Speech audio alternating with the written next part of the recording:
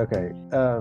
Welcome everyone. This is the Bonsai Wire podcast. I'm Eric Schrader, and I am here with Andrew Robson and Jonas Dupuich. And we're here tonight to talk about the Pacific Bonsai Expo, which was held just a few days ago here in Oakland, California. So Jonas and Eric, after running this crazy event, how you doing? Are did you get to sleep at all since then, or are you still full-time expo? Do you want the truth or do you want the positive answer that creates more feel-good vibes? Give us a little bit of both. Well, then we'll say a little bit of both. Eric and I have been just as busy in the week since the show as we were, almost as bad as the week leading up to it. Wrapping up loose ends, trying to make updates on the website, tracking down images and videos. The difference is we have big smiles on our faces now instead of furrowed brows. Yeah, I was trying to pack and ship out orders on Monday for Bonsai orders, and it was about 2 o'clock in the afternoon, and I texted the guy who usually picks up the packages, and I said, "Can you just come pick these up now?" And he shows up, and then I went and laid down and ended up falling asleep from 2 o'clock in the afternoon, basically until 6 o'clock the next morning. Yeah. It was a crazy weekend. I don't know about you both. I imagine it's the same as what I'm about to say, but I feel like it happened so fast. I didn't even get any real photos or videos of it. I had to beg my students for it because I was just running around putting out my own little fires the whole weekend and having a lot of fun looking at the exhibit. But it went by fast for all that planning. It did, and that makes three of us who don't have photos from the event. I can't. I literally, it's more than three of us, Jonas, because I actually had Sam Tan stop by this afternoon. He was returning an accent plant that I loaned to him. And I said, "Did you get any photos of the event?" He's like, "I was really just in the moment, and I took a few photos of my own exhibits, but then I was just so blown away by the whole thing that I didn't photograph the rest of the show." And I was like, "You and me both. I took photos of my special exhibit, but I did not even take photos of my regular numbered exhibits in the building." Yeah. Well, I think part of what was so crazy about this show compared to other ones is that, if you go to the national show and you look at the exhibit after 1 p.m., it's like there's not a lot of people in there. And I was looking at the national show exhibition book, the last one today, and you see photos of the exhibit and it's just empty. And I felt like there was not a moment at the expo where the exhibit was not crammed full of people. And at the expo, or excuse me, the national show, we have a lot of downtime. We can, I don't know, I feel like it's more casual, but the expo is just nonstop crazy. I have a video, just a 15-second video clip that I took apparently right at the end. I didn't remember that I was taking it, but I can hear in the background the venue manager making an announcement that there's only 15 minutes until the building is going to close. And I'm panning kind of across one of the aisles, and the aisle is still full. You can't see all the way down the aisle because it's still full of people taking pictures and looking at the trees. And that's at 3:45 on Sunday. That's amazing. Yeah. Yeah. You just don't, I don't know. We just don't see that at other, US shows, that such I don't know, successful momentum in the exhibit itself. Um, it Really was makes crazy me. energy. It was a ton of energy. In terms of people hanging out in the exhibit hall, it really makes me wonder if it was the changing light that made people so interested to go back again and again and again, or if it was the quality of the trees. I can confidently say that.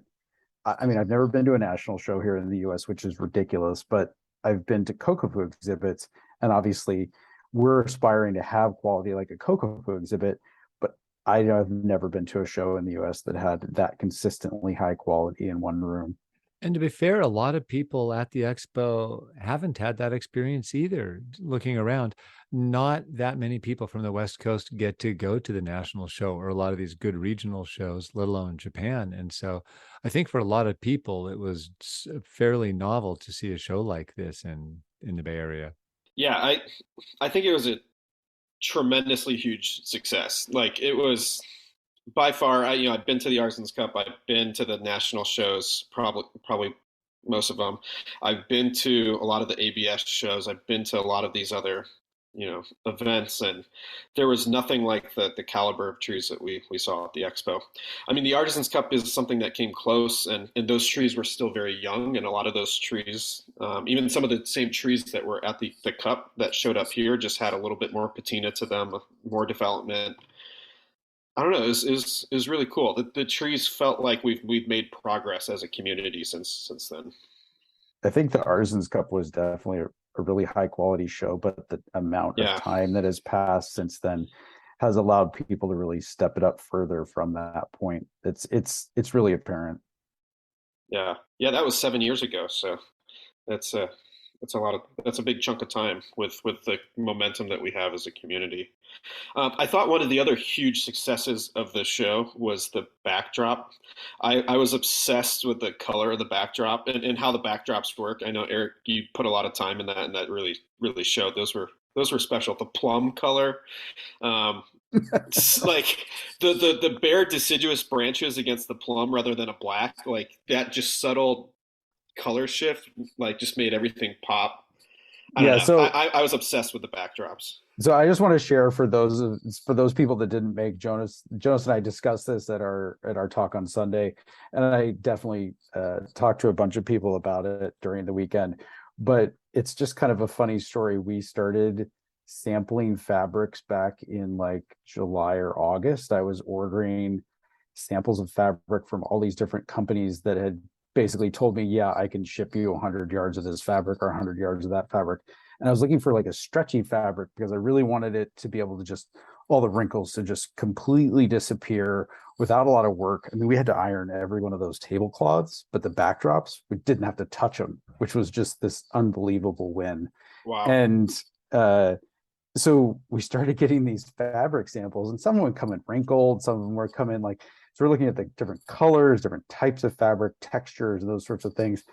And I got a sample of fabric that was, I think it was like, enough to put up like two panels worth, like about 16 feet long, double sided. And I sewed it down one side so it would slip like a pillowcase over the top of the wood frame that I had prototyped. And I the color of the fabric was called charcoal.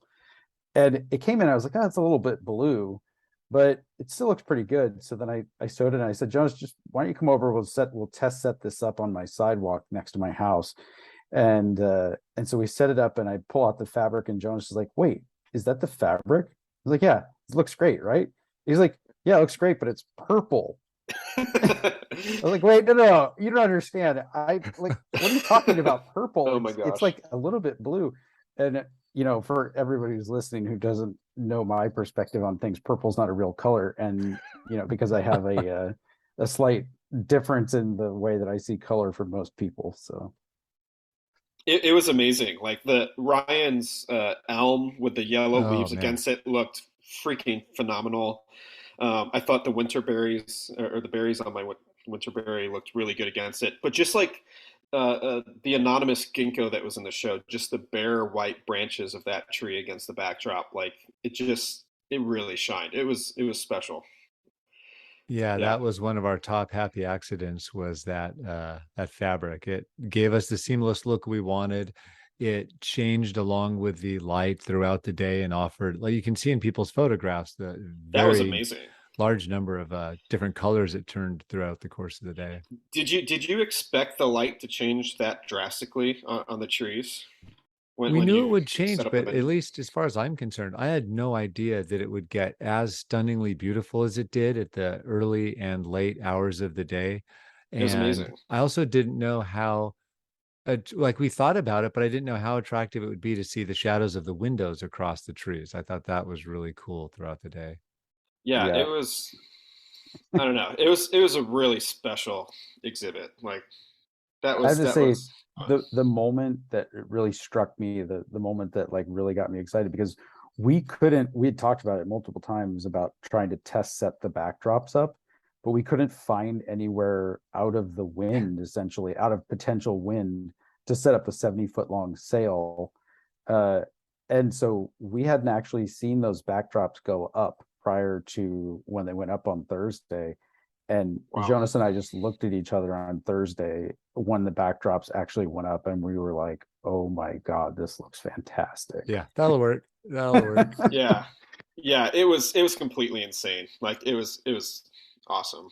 Well, you That know, that what's was awesome. special. Speaking of those backdrops going up, is we were, I don't even know what the word is. We were so impressed by the quality and quantity of the work that the volunteers did creating all of that. Because, well, Eric Yeah. and I did do a lot of coordination and a lot of it with you too. When it came time to set up the backdrops, we did not have a whole lot to do with it. Eric had put in place a team for that, and we just watched from across the room while the whole thing took shape, and it was just awesome to behold. Yeah, I Yeah. think it was like, I think Jay and I had done 2 or 3 days worth of carpentry to get all the wood prepped. But then on Thursday, the volunteer crew was just amazing. Like it just all went together without pretty much like teeny hiccups. That was it. Yeah, that's incredible. One of the things I really also noticed about this show is that it felt like everybody was playing a role. Like it felt like it was a community effort. Like I know you guys did tremendous work to put it together, but like the volunteers had this kind of ownership of it, that this was their expo too, and the exhibitors felt that way, and I think the vendors did, and like this whole big community momentum to make it happen was, I don't know, it you could feel it in the room, I think. It felt like that for us too. There was kind of no core group. I mean, we had almost 200 volunteers from, I don't know, some are 30 or 40 different clubs around the country, probably helping out. And so the relationship was person to expo as opposed to person and who they study with or where they live or what club they Yeah. happen to be a member of. It was just everyone pitching in and doing the best they could. And it just felt great to watch it. And the level of excitement with the volunteers was just as high, I think, as it was with everybody else, because I had Yeah. volunteers who were there all day Thursday setting up, and they were like, I'm not scheduled to be here tomorrow, but do you mind if I just like come back on Friday and Yeah. help you guys with anything you need? I was like, yeah, it's all you. You worked really hard today, and I'm happy to have you back tomorrow. Yeah. That's I amazing. remember at somewhere around 6:30, 7 o'clock on Sunday, after, while we were taking down the show, there were a number of people working really, really hard. And I made a comment to Daisaku about, oh, I should find out that guy's name. I don't know him. And he just turned to me. He's like, what? What are you saying? You mean you've got someone who's volunteering who you don't even know? They just wanted to help out for some reason. I'm like, oh, yeah, there's lots of people like that. And it turns out, the guy in question, Adam from Cleveland, had flown out by himself, volunteered throughout the weekend, and worked like crazy and was a huge help to us. And there were stories like that all weekend long of people who just wanted to be part of this. Robin from Hawaii was another one. He was tirelessly working to set up Thursday, Friday, as well as Sunday during the takedown. And he'd come out from Hawaii, and that's what he wanted to do. And he said, that's what I do, show up and help out. And boy, do we appreciate that help. Yeah, it was striking to me, like compared to other shows, how much you could feel that in the room. Like it felt like this is our show as a community. It was really special. I was like, we we only had 4 hours to break down, and I was like, there is no way we're gonna get this done in 4 hours. We were We were so done. stressed out ahead of We time the night we were done before. in like two and a half 2.5 hours. hours out the door. Yeah, it was crazy. I was loading the truck to Portland with all the Portland trees, and I came back in after we got loaded because it took us a good 2 hours to get loaded up. I came back in, the room was like empty, and I'm like, oh my gosh, like, they hustle. They got this Yeah. down fast. Yeah, Yeah, the it was just volunteers it did was a just great job. unbelievable. Yeah, the volunteers were awesome. I know as a someone doing a docent tour and being a vendor and everything, and anytime I needed help with something, like when I showed up, where does my tree go or anything, every single volunteer that I spoke to was just incredible, very helpful. Um, they just wanted to make sure you were taken care of. It was really great. How did your docent tour go? I saw you surrounded by just an enormous sea of people. It was really fun. This is my first docent tour at a big exhibition, and so I really enjoyed it. Because Rakuyo is all about deciduous, we kind of took the time to walk around the room and look at the deciduous trees, and that was something that was so powerful to me as well, as that even though the numbers weren't exactly half and half, I think we had 18 deciduous displays and 30 large conifers. Um, it felt more balanced than any other good show in the U.S. has ever been. Um, and so being a deciduous guy walking around it just felt like finally like we finally are stepping up with the broadleaf game here and getting some broadleaf evergreens and deciduous trees in the room, and so that felt special. I think broadleaf evergreens we still have a lot of work, but no, the docent tour was fun. We went around and looked at a lot of the really striking beautiful deciduous trees, and we had a blast. I had maybe 35, 40 people walking around. Maybe half were bonsai, hardcore people, and the other half were just people who had shown up. Maybe they've been doing bonsai for 6 months, and it was a really fun mix. Do How'd you have yours the go? same experience, Eric? Well, it's really interesting because I had the same experience, but on a completely different topic, which is, I actually did the first docent tour. I think it was on Saturday around midday, and starting up at the east end of the building, and kind of I immediately just looked over at the Pacific Bonsai Museum display, Aaron Packard's curation of that, large cut piece of paper with a a Ryan Neal tree in a pot by Ron Lang on a custom made Austin Heitzman stand with a custom blown piece of glass under it. And I couldn't go anywhere else. So I started there and then sort of worked down past Michael's display, just kind of talking about all of the unconventional displays that were in the room and how much I appreciated the effort and sort of vision that had gone into those. And I didn't even get to my own. I think we ended on that south row where the shohin and the small and medium trees were, just getting to pointing out a couple of unusual stands, pointing out some other things like that. And then it had already been like 45 minutes that I had been talking, and I was starting to lose my voice. Yeah. Speaking of Michael's display and talking about the judging a little bit, a very non-traditional creative display was ranked second in the large conifer category, and I thought that was super interesting. Um, I mean, he What's totally deserved it. That display was insane, it was and it it was was beautiful.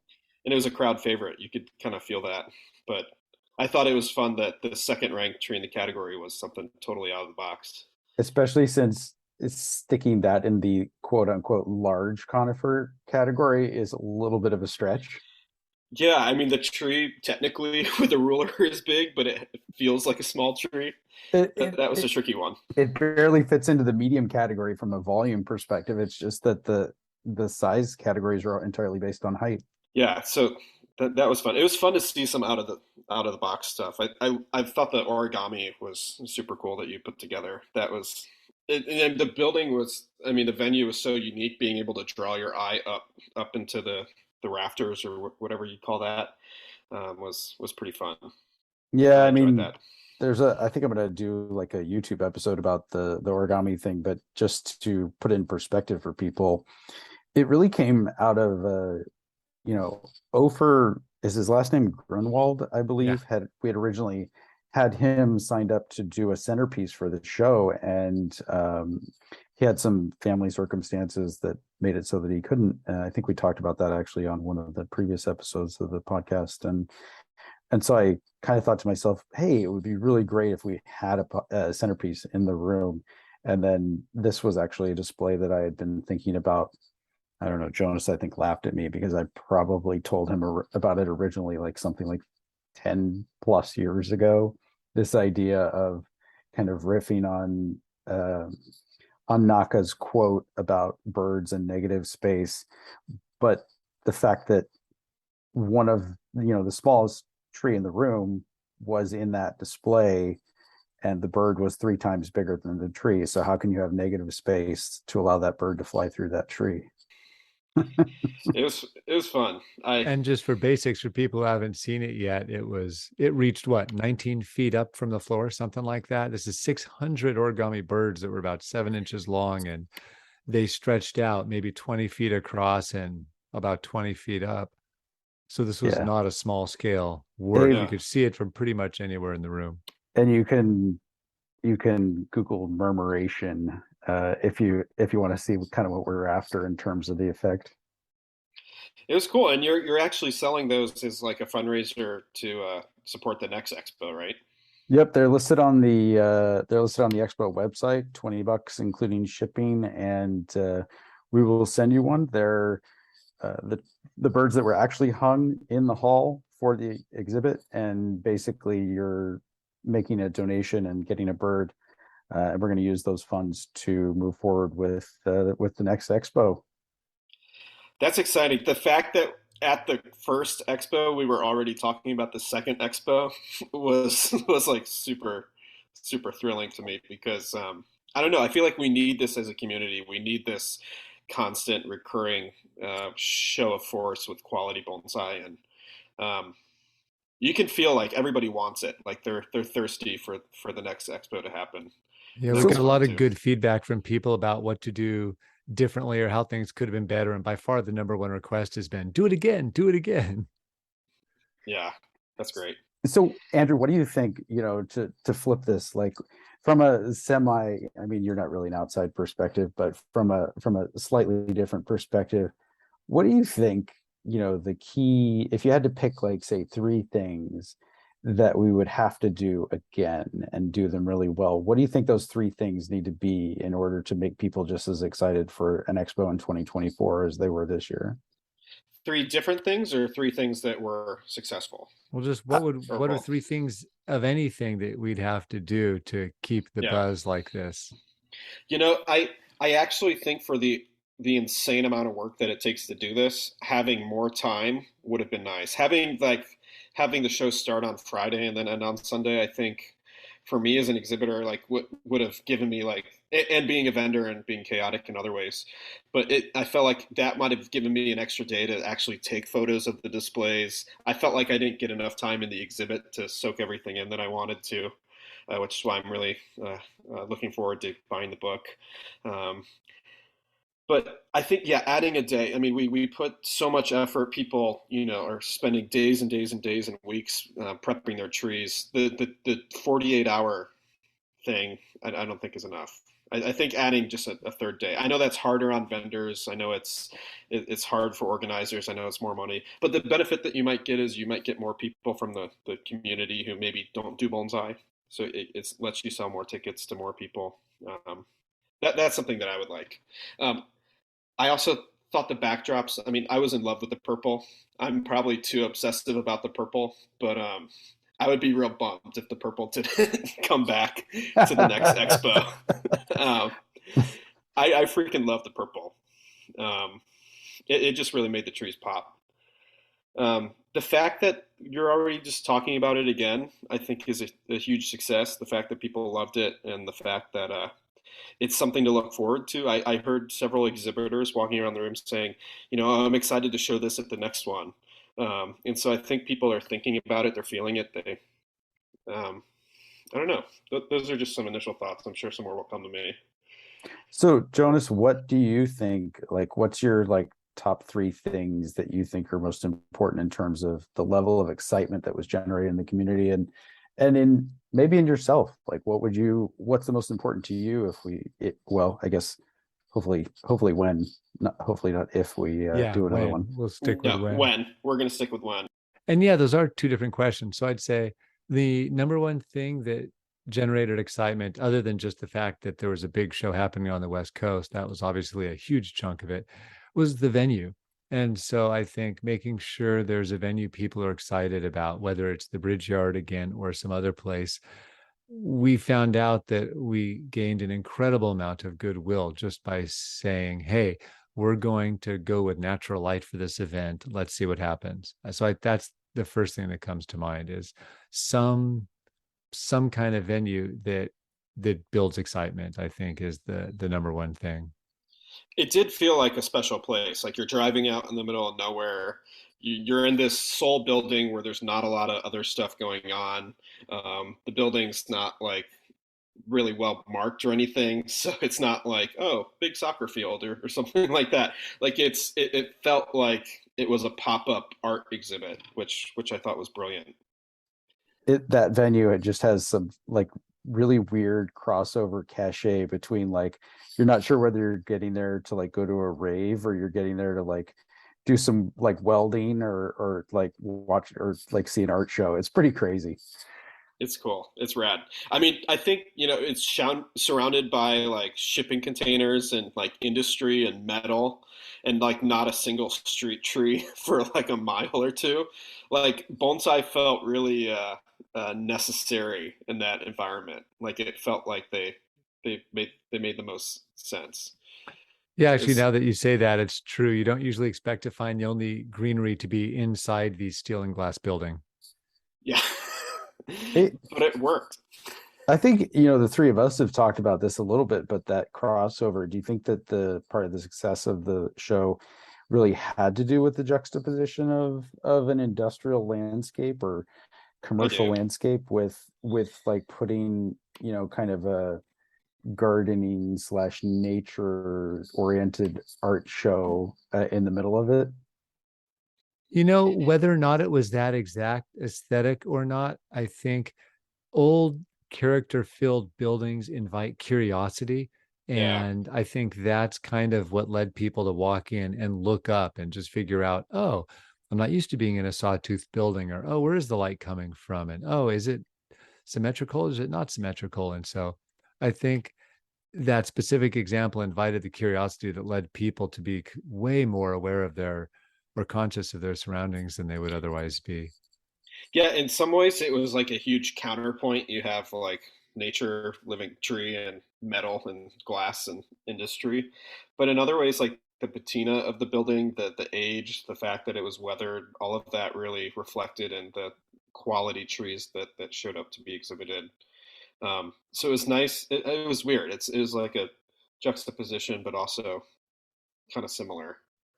Um, It's a Yeah. it's a really, I think, relevant discussion because as we move forward into 2023 and 2024 planning a show, Jonas and I have already had discussions about, well, the venue was not maybe quite large enough, and even though we like the feel of it a lot, it doesn't allow for as many people or as many vendors as we'd really like to be able to bring into the show.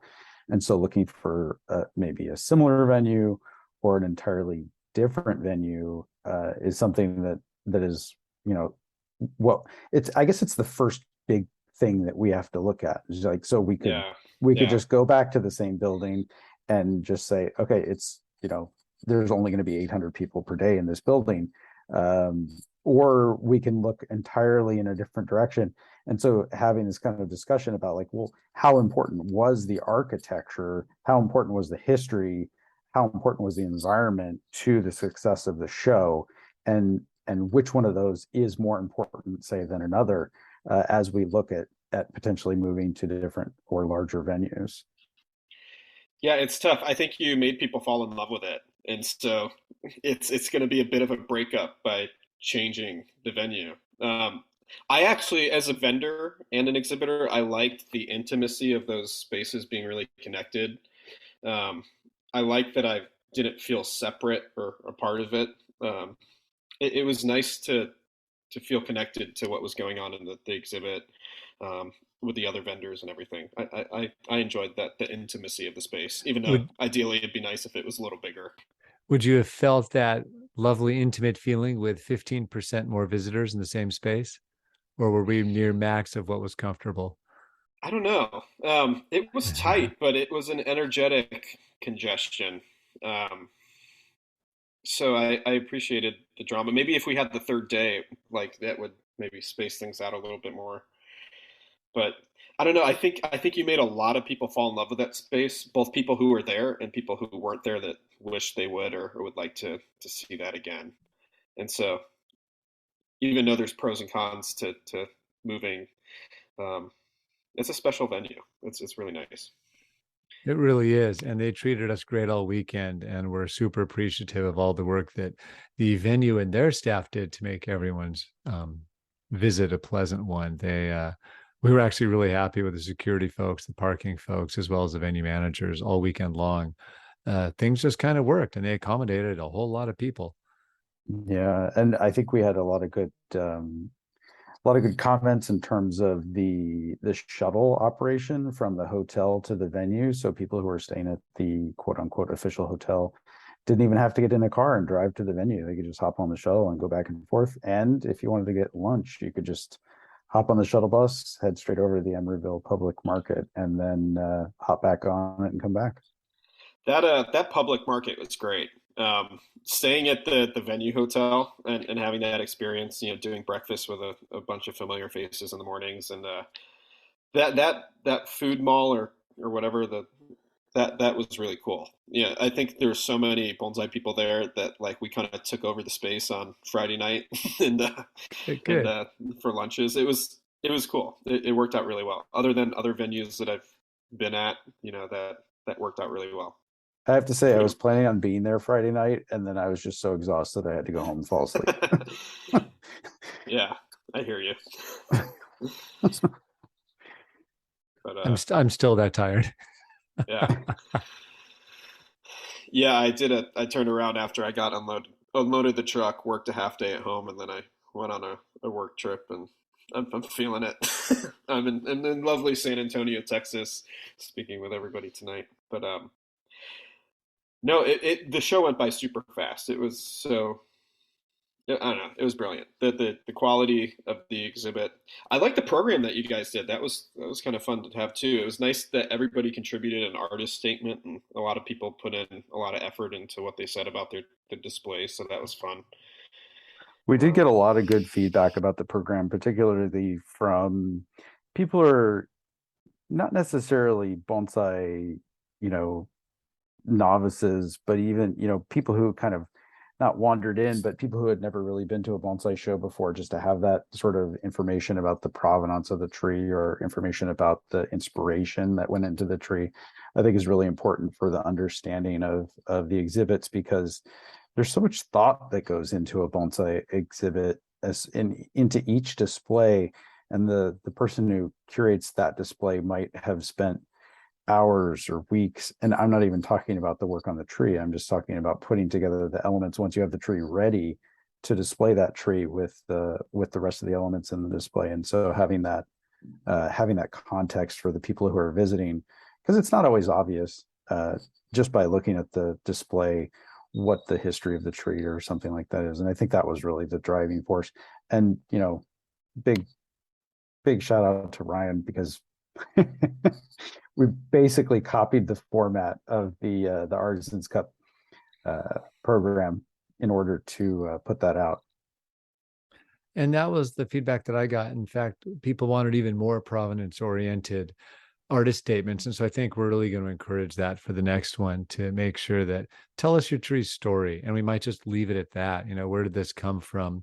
What's special about it? Who's worked on it, whatever it happens to be, because it provides a great entry into understanding the tree for visitors, whether they're bonsai aficionados or simply friends of friends who showed up. Yeah, Aaron Packard asked me if there was like a word limit, and I was like, well, I don't know. I mean, we do have some printing constraints. And then I think the description of his ended up being 2 full pages, but I think it needed it. It's like it was a very complicated, very unusual display. And so that's the kind of information that really helps people understand everything that went into it. Yeah, the fact that Aaron showed up with such an amazing display, I kind of still can't get over it. Is not many people roll up to a bonsai show from out of state, unfurl I forget, was it 15 feet tall, 18 feet tall? How big was that thing? This huge hand cut piece of paper that was just beautiful from Tahiti person. And then the again, as you pointed out, the tree, the pot, the whole thing was just fantastic. And it's just, that's not a bad thing to pull out of the back of your car when you show up to a show. Yeah, I don't think I can. I mean, I had to use a scissor lift to get to hang the paper from the 20-foot ceiling. Like, no we didn't even have a 20-foot ladder on site because I was just like, there's no way I'm getting on a 20-foot ladder. I'm gonna have to go up and down Yeah, and up and yeah, down. Like, yeah. we adjusted it like 4 or 5 times to make sure that the angle was right, to make sure that because the bottom of the paper was solid. And initially we had hung it so that the solid piece was right at table height, but then that was blocking the light that was Mm. streaming in from the window from behind, particularly in the morning. He had designed it so that the light would come through the cut paper, hit the reflective ripples in the glass bulb, and kind of sparkle underneath the tree, almost like water, almost like, a sunlight hitting uh, a water surface through like a bunch of leaves or something like that. And the amount of thought and effort that went into that was just incredible. And so that brings up another good point, which is every variance from the standard table on table display was a huge hit.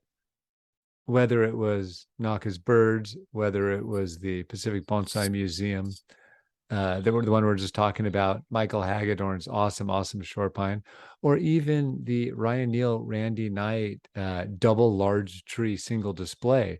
These were all the crowd favorites. In other words, hint, hint, doing something unusual is an easy way to please the crowd if it's done well.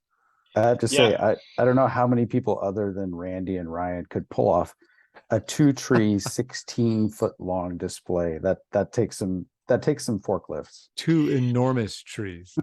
Yeah. That Wait, was that I'm that underestimating Andrew. Yeah, hold on. But no, that was a really inspiring display to me. That was one of my favorite displays of the whole exhibit. The contrast between the two trees of kind of similar size and mass, of different circumstances, and the gravitas that display had. That display is one that I stood in front of for a while. That was really special. I appreciate that they did that. I wonder, do you think the expo would feel better with more creative displays in the room, or was it the fact that 90% of the displays or whatever were semi-traditional, that having just a few gave us good relief? What do you think? I think there's room for more. I Or think for more? there's room for more, but I don't think people don't need to go home and think to themselves, oh my God, what am I going to do? I need to come up with an unusual display. I think that having it be, 70% traditional would be fine. And I think that it really is up to the individual exhibitors what they want to do, whether that's a little bit untraditional, like a friend of mine who used a erector set as a stand, or very untraditional like the ones we've been talking about. So I mean, you can kind of go different directions, but yeah, I agree with Jonas a little bit more in terms of the non-traditional is what we were really looking for. And it Yeah. also depends on who's doing that work. I mean, the curator of the Pacific Bonsai Museum, Randy Knight and Ryan Neal, these are no small Michael. figures in the Yeah. bonsai world. These are like the cutting edge people that are making interesting things to the art Yeah. form. They're going to bring something special to it, and they really did. Yeah. Yeah. And speaking of that, it was really cool to. I mean, I felt like we were at like a national bonsai conference or something. Like seeing the amount of bonsai professionals in the room. I mean, I think everybody was there. It like I ran into Dan Robinson, who like I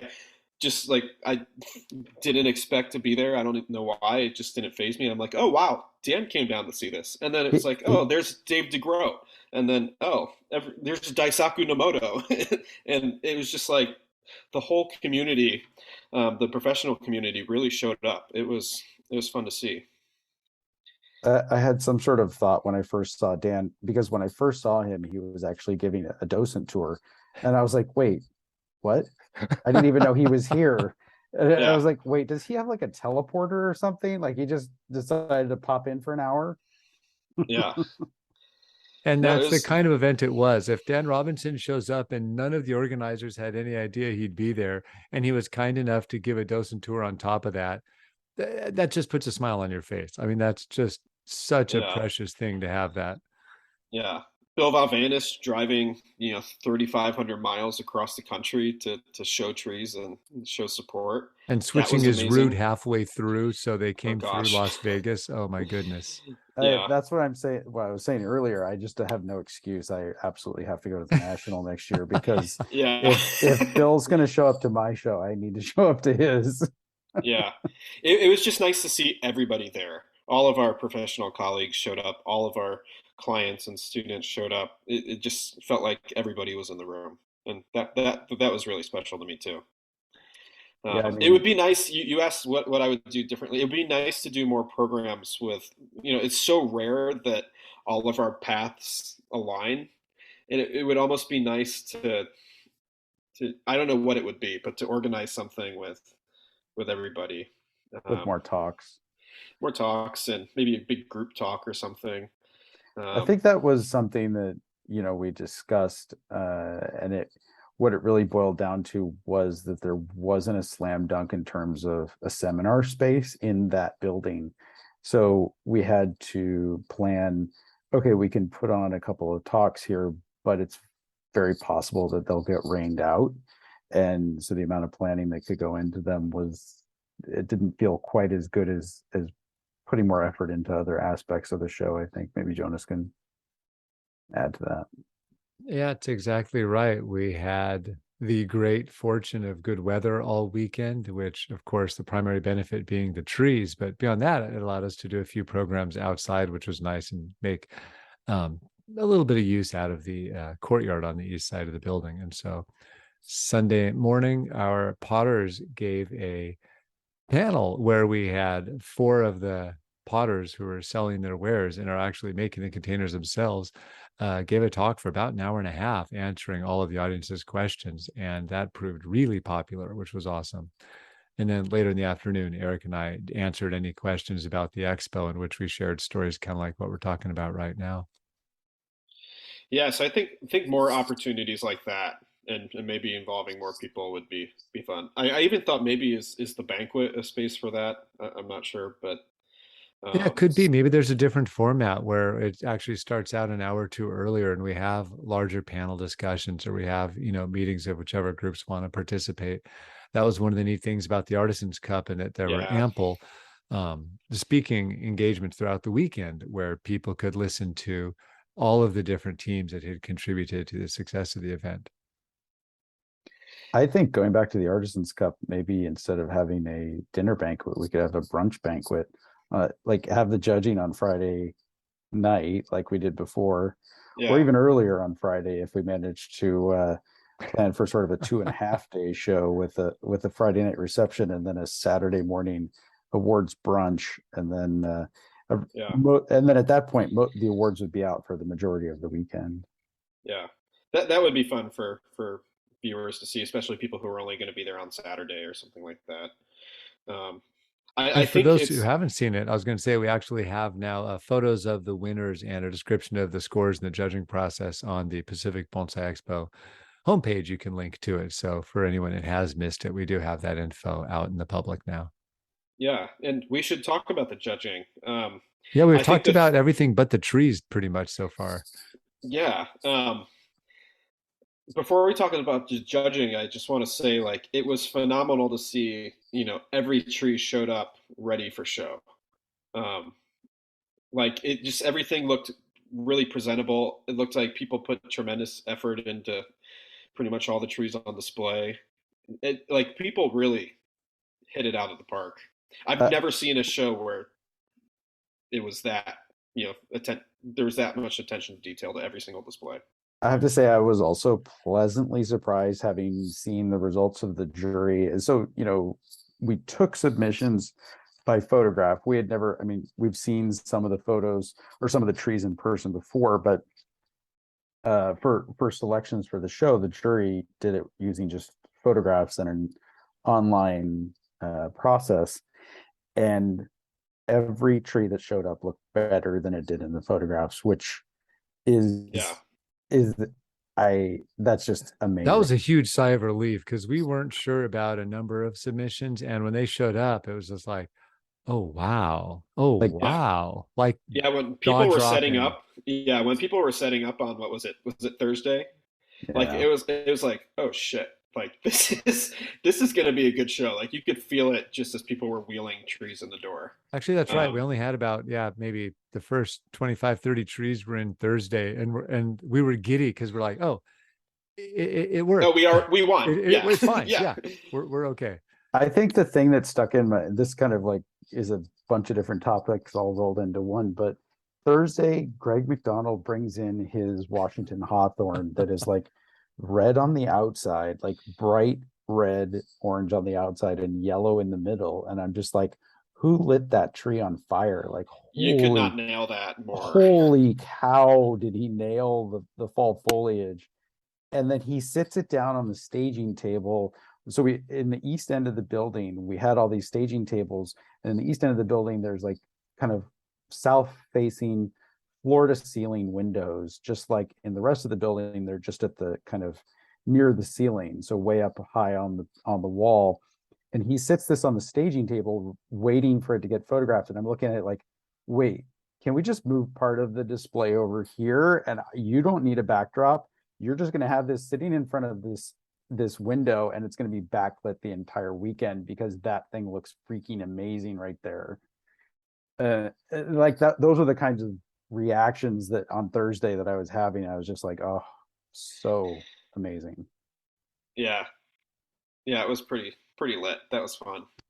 Um, And yeah, the judge. we had just enough fall color. You know, Erica was adamant about having the show when we did because we wanted to get some color, and we kind of got just what we wanted, which were a small number of highlights. There were a couple red trees, there was the yellow orange tree, there were some trees with just a handful of leaves hanging on. It was just such a nice mix that just give you enough of a reminder in each aisle of what time of year it was. It's almost like having a winter show where you have the option to have fall color. I Yeah. like. Like, Yep, I was just gonna say that. you know what I mean? Like, so I mean, I had a Chinese elm in the exhibit, medium-sized Chinese elm, and the leaves were still green. And so I just pulled all the leaves off, and now it's dormant. So there was no color, but you get to just say, okay, it's winter. You pull all the leaves off, and then you get to enjoy the twigs. Whereas if it had actually had some color, it would have left the leaves on like Greg did. It's a really good time for a show, I think. Yeah, if you have deciduous trees, that option being on the West Coast is really nice. I know a lot of trees coming from Portland didn't have the fall color; it was like just past it. So it was really nice to get a little bit of a mix in the room and have the option to say, oh, well, I can defoliate this, and it's not September. I won't feel bad about doing it too soon. Like if I do it, it's the right time. So it just the timing felt great. Yeah, So it really was. I've got a Japanese maple in the garden. Just today, I actually took a picture of it. It's probably at peak fall color right now. So, you know, it's just 1 week off, but so many of the other maples were better last week. And so, yeah, actually, and then we're lucky in Northern California, at least in where I live, we have more fall color this year than in any other year in the last 10 years.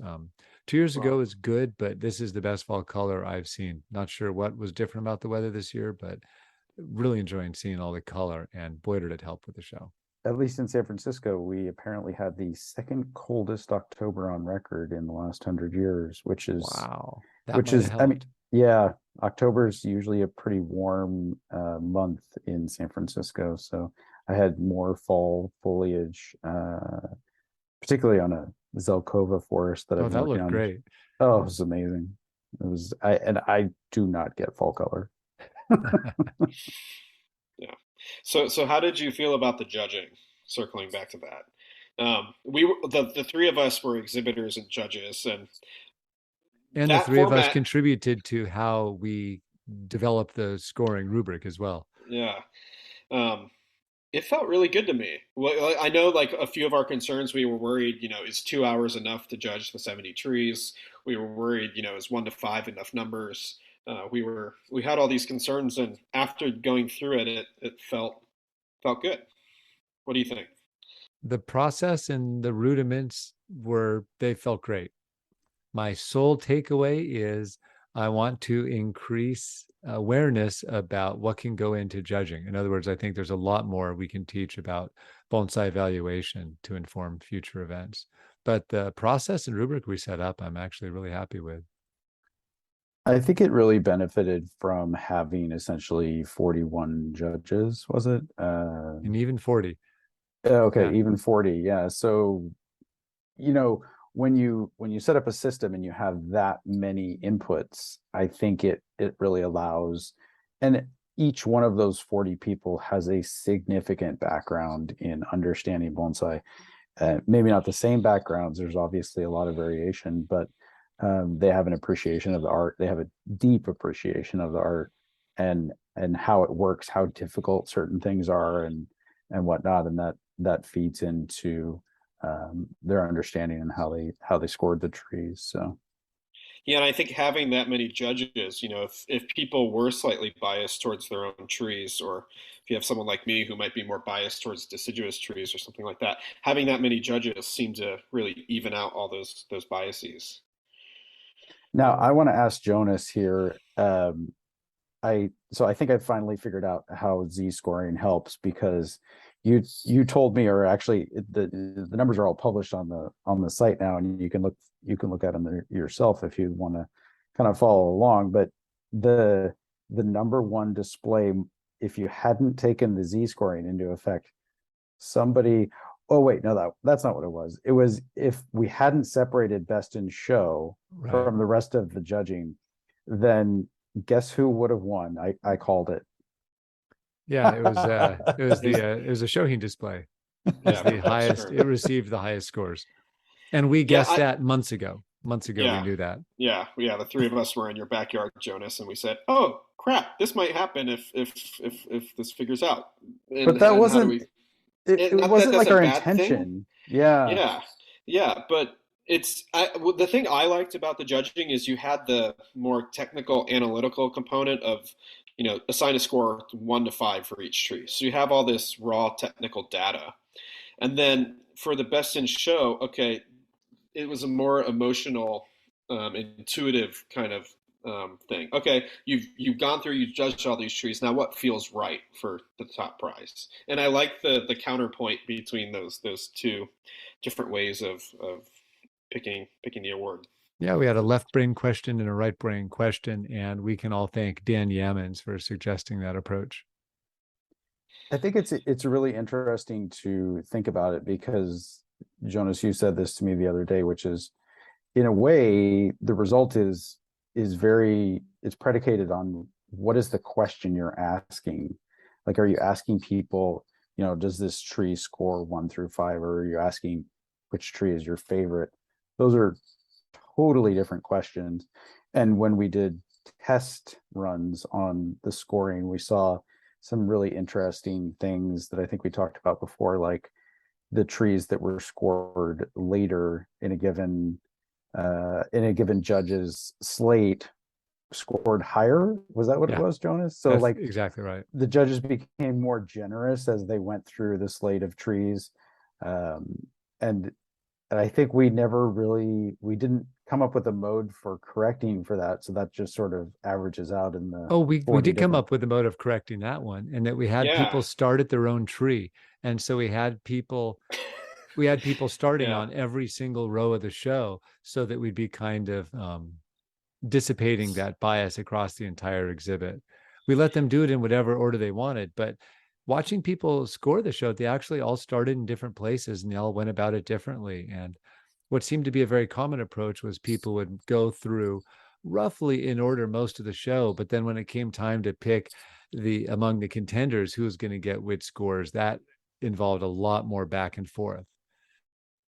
There were I like looking at photos and just remembering there were a lot of people concentrating really hard There was. for like an Yes. Yeah, hour. Like the yeah. exhibitors were like they had a clipboard in their hands. They're like standing there looking at each tree, bending over, looking at the trunk if they can't see it, because of the foliage or whatever. And it's just kind of funny to think back on it and to look at the photos because th- they were really giving it a really good effort. And a lot Uh, of people had never scored trees before. And so it was just a brand new experience for some people, or others. Some of the professionals in the room had done this kind of exercise a lot. And I saw a lot of them put in great effort too. I mean, Jonas and I have done it. We did it monthly for 10 years almost. So it was a little bit more familiar for us, but it was interesting to watch the other folks walking around with those clipboards. It also never Yeah. felt like we had this much pressure either, because even when we did this at our annual exhibits with Bale and Bonsai, Boone's really the one that exposed us to this approach. When we had members' choice awards and all members of the club could vote, we wanted to refine that to just the people with skin in the game, the exhibitors. And we're thinking probably differently than a lot of the other exhibitors in the room, because Eric and I are thinking, what tree do we think represents this whole exhibit? How do we want, what trees are we going to be do we want to represent this event? Because this is best foot forward situation where we get to see which trees will be kind of speaking on our behalf for future events. Yeah, I think the system of the exhibitors scoring was, I don't know, it feels accurate. It feels like, rather than just bring in a judge who might have an obvious bias, it feels like this is the results that the community, the practicing community, can put forward. And so it felt really representative where a lot of the people were at. Good. And I know it intimidated a lot of the newer exhibitors. And so it's given them, put the fire under their feet to start to learn a little bit more about how they might learn more about bonsai evaluation, which is But great. and that's the brilliant thing about the expo, is that it's pushing the quality forward, not just because we're showing you the best exhibit that's ever been done in the United States bonsai community, but we're also teaching you how to look at it. I thought it was brilliant that in the program you had a scoring sheet where, I told several of my students who were at the show, go look, open to that page and go around and score it, because it's teaching you how to look at things in a different way. I tell my students, bonsai is a lot like wine. If you want to develop your taste at it, you have to drink it and drink a lot of it and taste a lot of it. And if you're not actively practicing that process, like all the exhibitors got to do, you're not moving forward as quickly as you could. I don't know whose brainwave it was to have the scoring sheet in the program, whether that was Jonas or me or both of us. But I think it was you, and I was 100% with it. We're just like, yes, this will happen. yeah, that That was brilliant. it almost got booted out, and I was like, no, that needs No, to go we back need in. that. Yeah. Yeah, That was and necessary. We Yeah. have budget for that. Like, we're going to encourage that because we really want to start focusing people on evaluation. Otherwise, if we're not evaluating trees, then there's no reason why some trees should or shouldn't go into the show. There's no reason why all trees wouldn't be the same price. And so this helps gives people kind of the tools to start thinking about that. Yeah. Yeah, it seemed like everything really worked. It seemed like, yeah, we can still teach people how to maybe better evaluate trees. You can see that in maybe the numbers of some of the results. But um, it felt like you could copy and paste the system and use it for 2024, Yeah, that's which the feels current good. plan. That there are maybe some subtle refinements that we've been thinking about, but no, I can't think of any wholesale changes to make. so Jonas, what percentage of all of the work that we put into this do you think is kind of plug and play for the next show versus things that things that have to be completely scrapped and redone? That's an excellent question, because a lot of the benefits of having done this will only be benefits if we take the time to actually put things we know to do in action at the right time. For instance, I spent the first 2 or 3 hours of the score tabulations doing a bunch of setup work that I could have done ahead of time. Yeah, it would have been nice if I'd finished before 1:30 in the morning or whenever it was we finished. But will we give ourselves time to do these jobs ahead of time? Like, we know what to do, we know how to make it easier. But I mean, I'd hope half of the work would disappear. I just know that so much of it is busy work, because it's going to be names next time too, just a different set of names. But I know that Eric and I are adamant about doing one thing differently for the next show, and that is getting more help. Yeah, you had what, 200 volunteers, and we still needed more. Well, I think so the bigger question is what led up to it, because we pretty much, I mean, I feel like I took a year off to put on this show. Like I just did not travel this year. I did not teach this year, and I definitely didn't work on my trees this year. And that's not that big an exaggeration.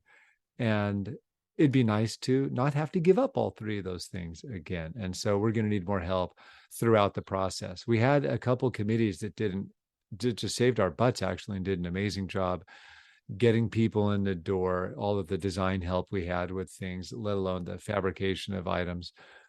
We just need to continue to find ways to get more people to participate up front to make it less onerous going into it. Yeah, I think one of the easy things that we're looking to offload is just basically admin work. Like there's so many times that we're just responding to emails when we should be thinking about design or thinking about scoring or things like that. And it's important to be in communication with the people that are coming, but at the same time, maybe it doesn't have to be just me and Jonas doing it. It doesn't have to be just you two. Although, as someone who is a vendor and an exhibitor coming from far away, anytime I had a problem, you guys were always like 100% fantastic. Like it felt really good from the outside end working with you guys. Um, And that was typical, actually, the questions that you asked along the way, whether they came by text, phone call, or email, we were getting those exact same kinds of questions from most of the people who participated. And every time that we got a question that seemed applicable, we'd throw it up on the FAQ. So the fact that, I mean, there's a lot of stuff we just won't have to do again. And I think we're both thrilled about that. We have a functioning website. We're not going to be doing software investigations like we were doing. Our you have a legal logo. You Oh have, yeah, we've etched our legal agreements in stone, and so we'll have them in place for the next yeah. time.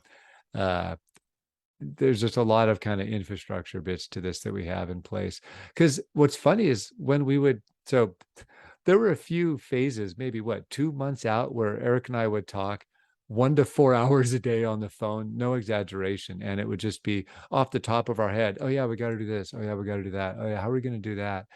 And having worked through it and taken as many notes as we did, we have some really good starting points to build on that for the future. Plus, initially, we weren't using any sort of centralized system for tracking all the various bits. And we finally Yeah. kind of accidentally landed on a project management software, a web-based project management software that really helped us keep track of things, kind of like putting sticky notes on a giant wall. Yeah, I think the entire show is pretty much run from one Google spreadsheet and one Trello board. Or actually, no, we used all 10 Trello boards. But yeah, those are the two tools that pretty much they were the informal sponsors of this whole thing. Yeah. I think what you did with this show is you proved how successful it is and how successful future ones are going to be. And I think what you're going to get for the next one is a lot of people saying, "Hey, that was important to me. How can I help? How can I be on a committee ahead of time? How can I step up and make this happen again?" You could feel that in the room and feel that after the show. All right, Andrew, I'm going to hit you with a big question here. You ready? Oh boy. All right. So if you've just acquired the Pacific Bonsai Expo, you're the new CEO. Yep. What are your instructions for your two employees that are on this call to like you're gonna tell us where this is gonna be, when it's gonna be, and what we need to change. Go. Yeah, I mean, I think it's a testament to how good the show was that maybe the hospitality of like just food was one of the weaker points. Like just having some food trucks there for lunch would have been great rather than having to leave or get Uber Eats. Getting a nicer banquet, although the banquet was really fun, just having like a nicer venue for the banquet to kind of match the quality of the exhibition would be great. So if my biggest points are that we can maybe up the hospitality a little bit, then it was a freaking amazing weekend. So that's the biggest thing. I think we can just give people a little bit more experience, like we talked about, maybe having more programming. Um, I think a 3 day show would be what I would push for. Getting more people to see it, maybe non-bonsai people from the community in the Bay Area would be fun to invite more people to get on board. I have to Um, say, I actually don't know like what percentage of the people that were there were non-bonsai people, or like, you know, because there's non-bonsai people who are like Jonas's Yeah. friend, or like, you know, my Yeah. cousin or something like that. And it's like they're there in a way to support you. But like, how many novel visitors that we get that were like, oh, there's a bonsai show this weekend. Let's go check that out. Like, I really don't know how many people there It were. was a small number. Yeah. I don't know the number either, but it was a surprisingly small number. Yeah. And that was one of the cool things about the Artisans Cup was that you had a lot of people from the outside Oh, it bonsai was community in awesome. Portland come in, and like to the fact that I would hear people years later saying, "Oh yeah, there was that bonsai show that we went to, and it was really cool." So to be able to open it up not just to the community, the bonsai community, but the greater community, I think would be a way to make it kind of fun. I don't know. I've been thinking about it a lot, and I think I would maybe keep the same venue.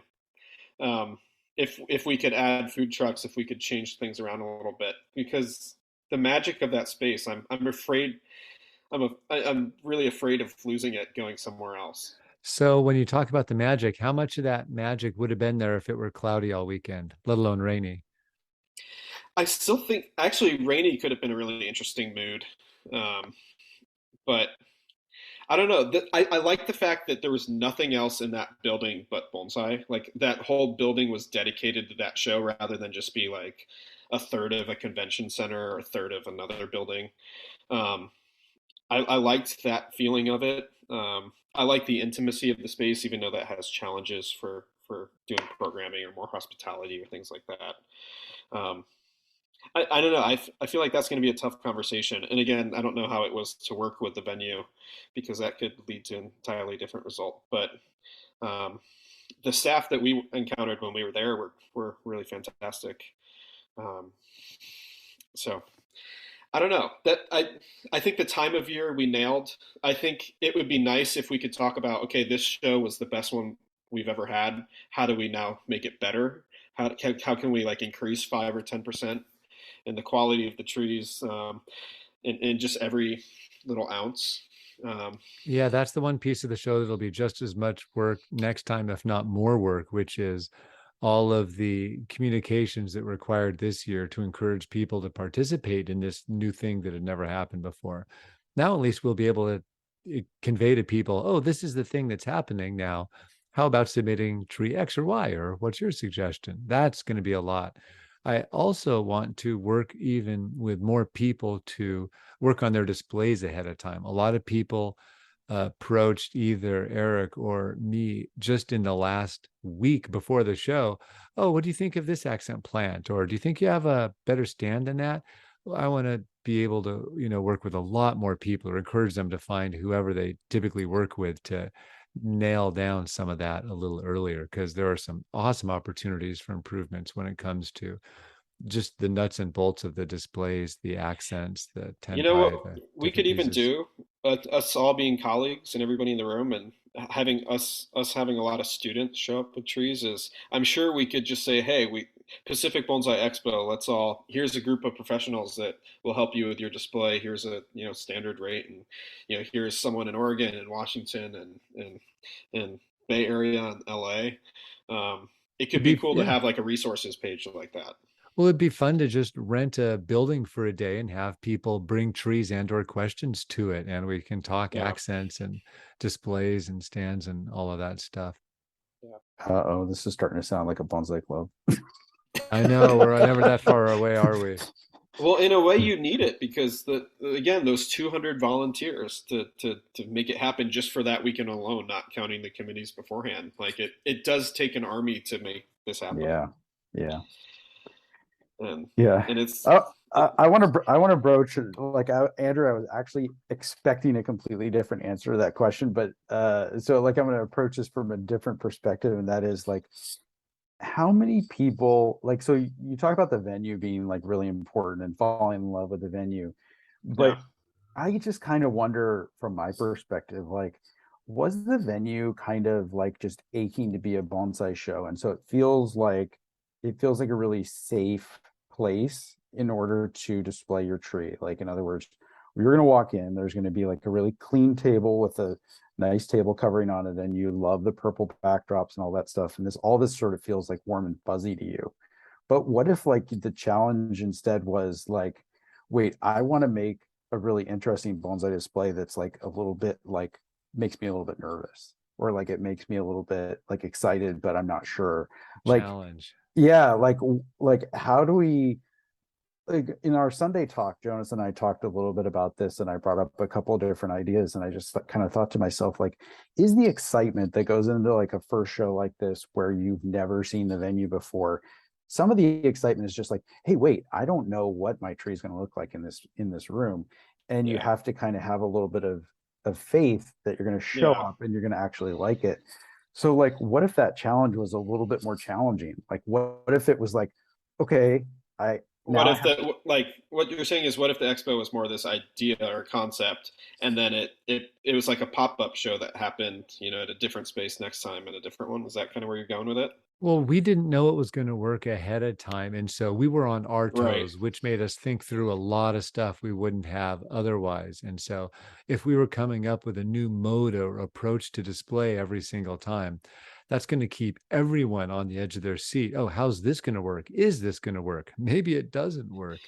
Yeah, that's tough. I mean, you have something like the Kokofu, which happens at the same time at the same place uh, every year, and people just get used to going to that event. They know they're going to go to the Tokyo Art Museum every second weekend in February or whatever it is, and so it's just like this expectation that's built in their schedules. That's not exciting, but it does get a lot of people to come to the actual event. So it's a hard thing to balance. Do we want to be edgy and always find new spaces that have a lot more vulnerability and risk, or do we want to? I mean, do we just need that like a regular occurring event in the same space? Like to me, it kind of feels like we need that first before we can do crazy pop-up-y thing. But I don't Or know. do we just change the definition of space? What if we provide that space every 2 years? Just the address happens to change.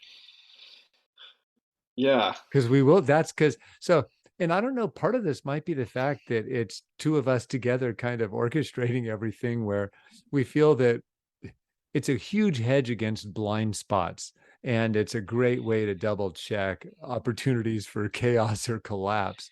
And hmm it, there is something fun about, is that going to work? I don't know. Let's pretend it might. How might that play out? Because that's kind of how this event came together. It's not like we have backgrounds in massive event planning. I yeah, think I, I think safe um I think safe deadens excitement in a way.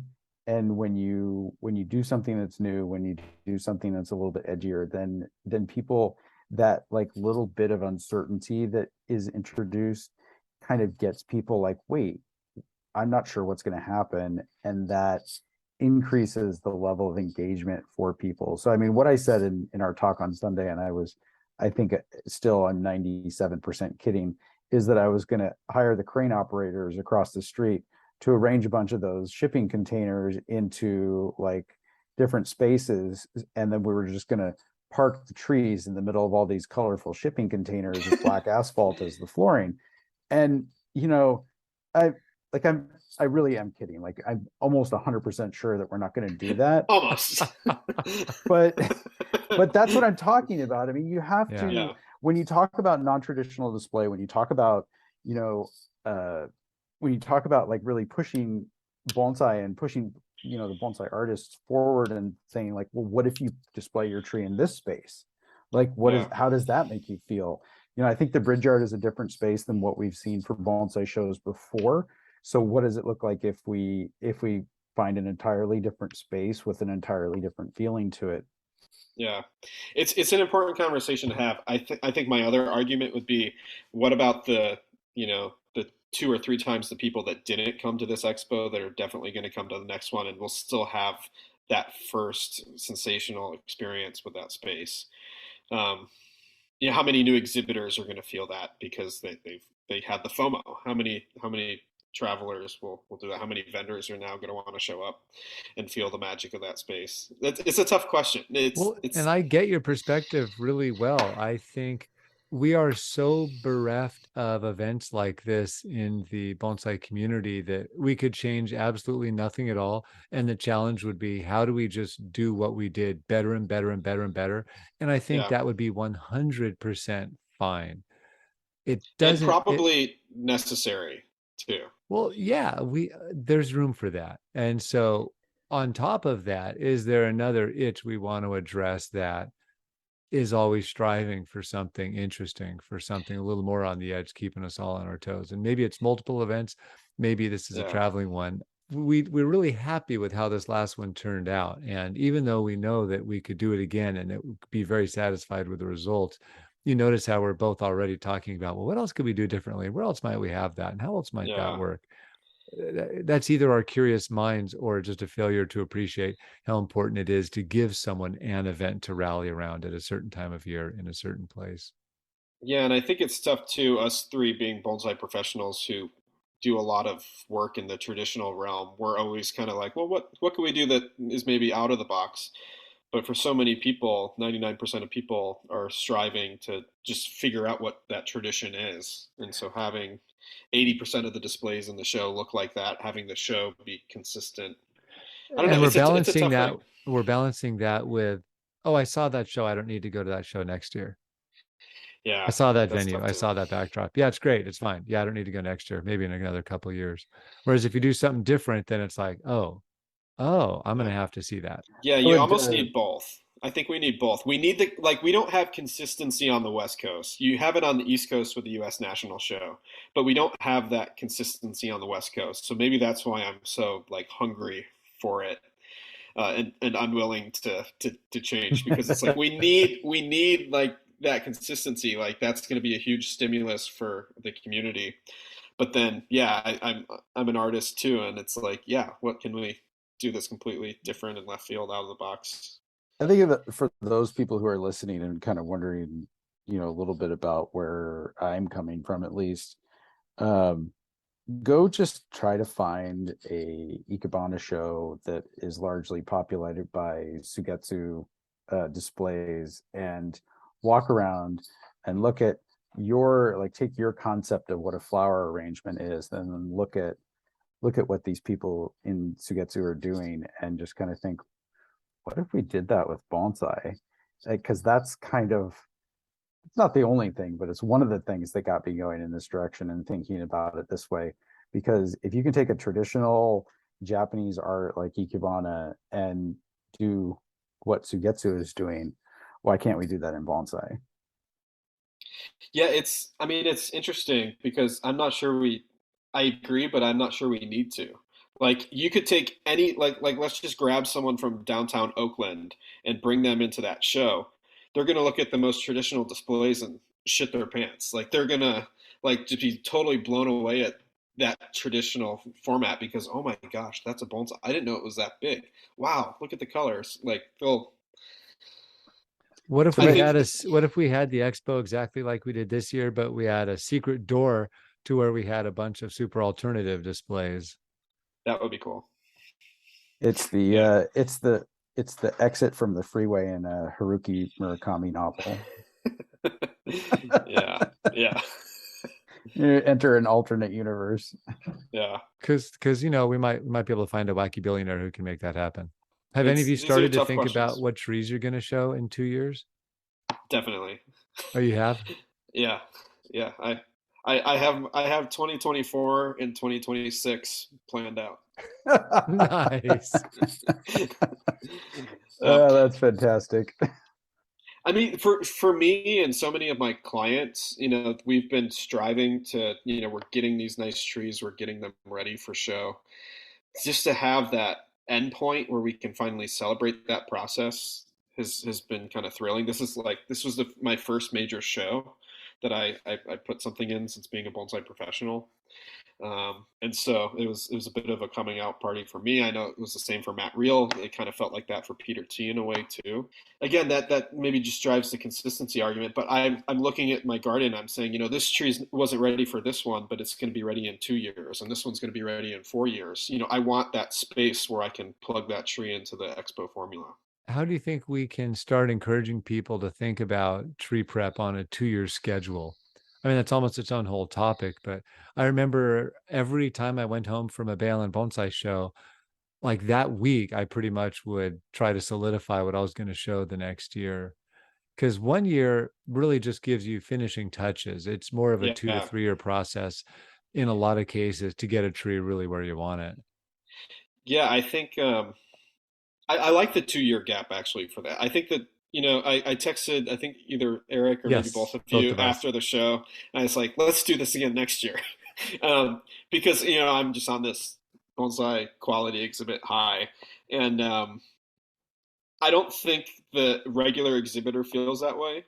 Um, because it is a lot of time to take off from work. It's a lot of expense to travel if you're from out of town, all of those things. But I like the 2 year increment because I could I got home from the expo. The first thing I did was work on a tree that I was going to put in, hopefully submit to the next one. And I was like, if I cut this back now, then it can regrow, and then I get 2 growing seasons to get good twigs on this, and I can have now make a pot for it, and I can get it in next year, so it's not freshly potted for the. And it was just nice to be able to take a longer path to plan some of those things out, and to talk about it with students too, who are like, "Hey, Christian, you just this tree is really coming along nicely. Let's think about this for 2 years from now. Here's a list of things that we need to accomplish and have the time to do that." And so much time to pick that right stand. You mentioned the container to look at how to display it, and Yep. you'll have opportunities to display it at different times of the year and try different things. Yeah. Yeah, I think there's a lot of opportunities when you start playing See, it out over a longer period of time. Andrew, I have a reason. The primary reason that I would agree to do this every year, which is a ridiculous reason, is that I only ever seem to do woodworking and create stands in the month preceding a major show. Yeah. And I you mean, did a it's lot this year. yeah. Yeah, it was fun to see a lot of people do that too. Scott Elser made the stand for his mountain hemlock, I think 2 or 3 weeks before the exhibit. It was like the creativity that the expo stimulated in the community. I thought was really great. This we get a stronger bonsai community when we have a lot of professionals thriving and teaching and sharing, and having a big show like this every year or every 2 years um, creates a model for people who are like, oh, maybe I need help with my accent. Who can I go hire and help me with that? Oh, I need a stand. What's Austin or David Niddle doing? Oh, this pod isn't great. Let me go talk to Now or Vicky.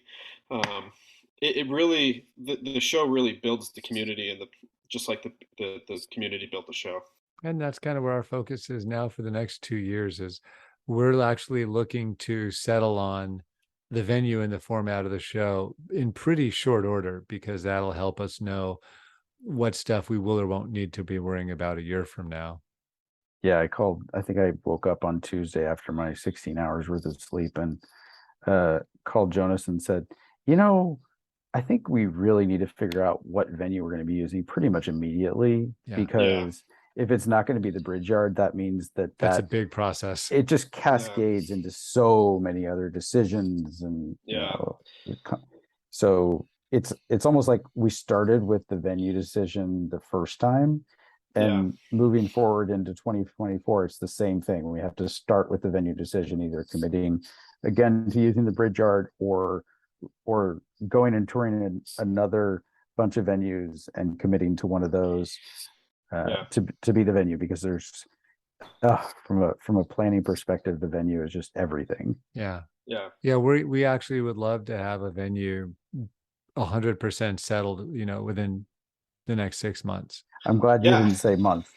Yeah, I know we want it sooner than that, but we're also going into repotting season and fall work, and there's a lot to go. But but we've had a lot of discussions about this, and we're going to keep having them. And we actually already have quotes for different venues and ideas of how we might frame things. And so that's all happening right now. We I haven't even mean, done our final accounting yet for this show. And we're like, but what about the next one? yeah, you guys need to figure out that stuff first. I mean, what if we had a fairly traditional expo that was consistent in the same space every 2 years, and then maybe in the off year having like a small 20, 30 tree show that was maybe few vendors, more an art exhibit than a show for Boutique.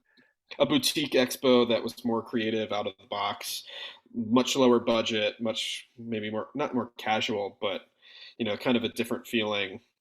That might be an interesting way to look at the off year, so that you have the consistency of the fun stuff while throwing in the random I I edgy.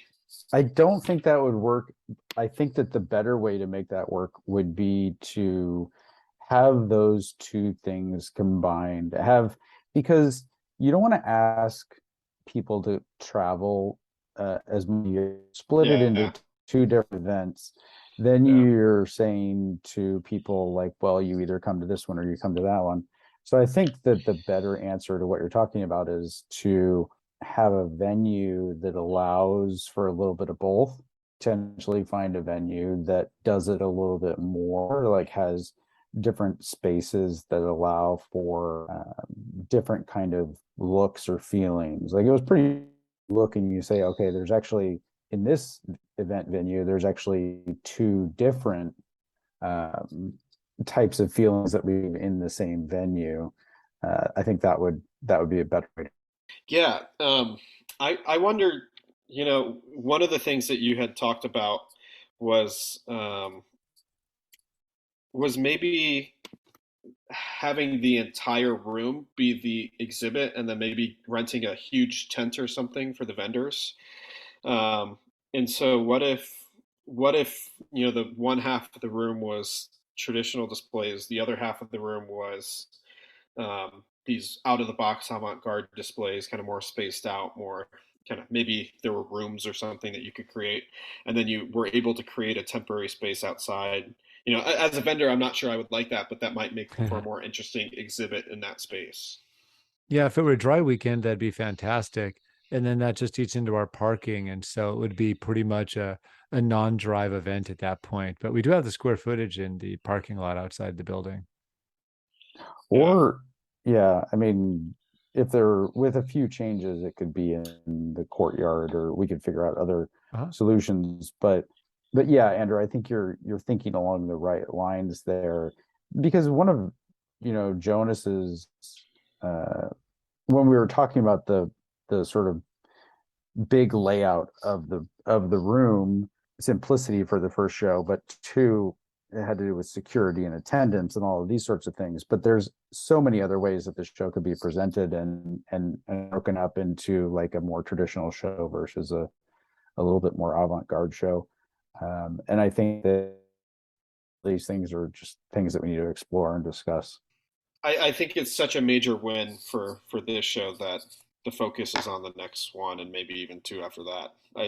I think the way that you guys approach this, as opposed to other shows, from a more sustainable mindset. Okay, how can we hopefully break even? How can we build a team of volunteers to do this again? How can we get exhibitors excited to put their trees in the space? How can we make the experience good for them? How can we make the visitors want to come and see another one? I think you guys approached it with a really sustainable mindset, and that you can feel like everybody's excited for the next one already. Well, that's awesome because we're pretty excited already. Yeah, Yeah, is when the next thing that like you get up three over and you're like, okay, where do we start? And like instead of going back to like working on my trees, I'm thinking about like the next venue. That's pretty crazy. yeah, it's a good feeling. It's this you could tell this was really kind of needed in the community, and I think we're gonna get. I think it's just by copying and pasting and doing the next one. I think we're already gonna get more people, more exhibitors, more quality in the room. It's, I don't Because know. I that's the think, ultimate goal is apart from yeah, pushing the display forward, we want to see more quality trees. We want more people to appreciate quality trees. And we want to just see, what's how how compelling can we make the display of bonsai? yeah. And I mean, it's great if you weren't able to be there. There's going to be another one, but you can also go and buy the book, and that helps fund the next show. In addition to the origami birds that were in Eric's display, so it's nice that people have a way to already start plugging in for the next one. And I have to say, looking like taking all of my trees to the photography booth, the book is going to look really damn good. Like working with a photographer, seeing what it looked like on his screen, I'm really excited about the book. Yeah, and we actually, I think just today we got some of the sample layouts from Bob King, who's doing most of the page layout work. So we're already well into the production phase of this whole thing, and I don't think, I mean, I guess I'm guessing, but it feels like it might be done by the end of January or so. Yeah, there's going to be the biggest variable is going to be kind of picking the fun action shots that were shot over the course of the weekend, where we just give people an idea of what the look and the feel of the room was and illustrating that aspect of the event. But the nuts and bolts of the book are pretty much there. We've picked out the paper, the cover material, the displays, the metadata. Most of that is mostly done, and so it's a matter of plugging it all together, reviewing it all, and then just kind of making sure that that it kind of conveys what it was like to be there over the weekend. Yeah, that's fun. And I got two copies because I don't know. It's just I want one that I'm not going to open just because I think it's going to be, if we keep doing this, it's going to be special to have the first one. But I was just sitting here thinking for everybody who's getting a book, a lot of clubs have libraries too, and so making sure that the clubs get a hold of this. It was great to see so many clubs sponsor this show. That added to the community effort. But um, yeah, get the book. The book's going to be really nice. I'm excited about the book. And yeah, that was a good It's point about the donors and the sponsors, because that they played a huge role in making sure that this happened as well as it did. Yeah, and anything support. else you're thinking Yeah. about for the next one? I'm mostly focused on getting that tree quality there and settling the venue. Those are kind of the initial steps. And right now, actually, honestly, the focus really is on tidying up everything from this show, picking the venue, and then back of my head, okay, let's start talking to people. Hey, you're going to submit this time. You're going to submit next time. What does that tree need? Let's start thinking along those lines. I think we both would like to see slightly larger venue or slightly larger, sorry, vendor area that Yeah. we had to turn Yeah, away vendor and then doesn't do anybody any good. And it was really just yeah. a space constraint. Yeah, well, that's so exciting. Thank you so much, Eric and Jonas, for putting this on. I know uh, so many volunteers made it happen. The exhibitors made it happen. The vendors made it happen. The event staff made it happen. The sponsors made it happen. But you two gave up a year or more of your lives to do this. So I think everybody in the bonsai community really thanks you and appreciates you for that. So Thanks with for thanks for doing your part, bringing in such great trees and such happy feelings all weekend. It was awesome.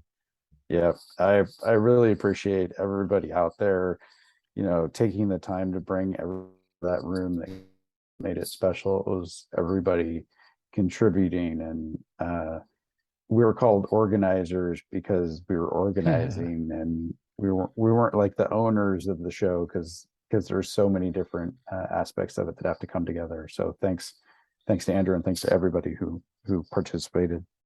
Here, here. Great.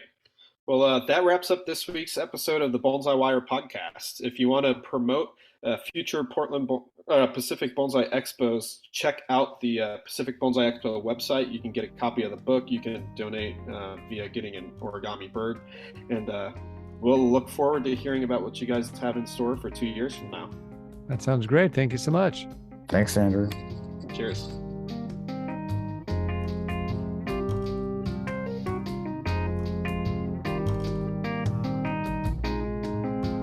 The The music on today's podcast was brought to you by the fine folks at Blue Dot Sessions. Check them out at www.sessions.blue.